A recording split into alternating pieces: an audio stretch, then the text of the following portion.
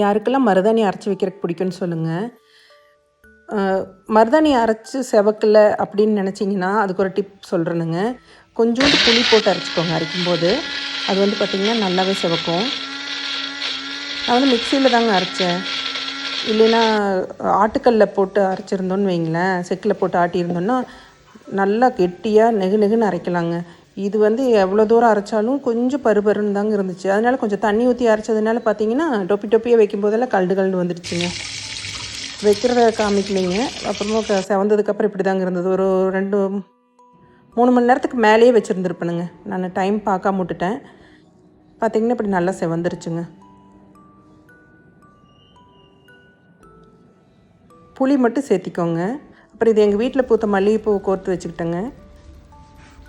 இது 2 பாருங்கள். நம்ம சொல்லுவோம் இல்லைங்க, நாய் படா பாடு அப்படின்னு. நாய் படா பாடுன்னு சொல்கிறதெல்லாம் வந்து ரொம்ப தப்புங்க. இதுக்கு தாங்க சொகுசாக இருக்குது. நாய் அலைச்சல் பேய் அலைச்சல் இதெல்லாம் சொல்கிறாங்க இல்லைங்க, அதெல்லாம் ஏற்றுக்கவே முடியாதுங்க. இது 2ம் பார்த்திங்கன்னா எனக்கே பொறாமையாக இருக்கும். அட கம்முன்னு இப்படி பிறந்திருந்தா கூட கம்முன்னு போயிடுமே அப்படின்னு சொல்லிட்டு. நாய்க்கு வேலை இல்லை நிற்கிறதுக்கு நேரம் இல்லைன்னு சொல்கிற பழமொழி வேணால் ஏற்றுக்கலாங்க. பாருங்க சும்மாவே தெரியுது. இப்படி ஏதாவது ஒன்று இருந்ததுன்னா வாயில் கவிட்டு ஓட வேண்டியது, நாமளும் அதை துரத்திக்கிட்டு பின்னாடியே ஓட வேண்டியது. இதுதான் பொழப்புன்னு வைங்களேன்.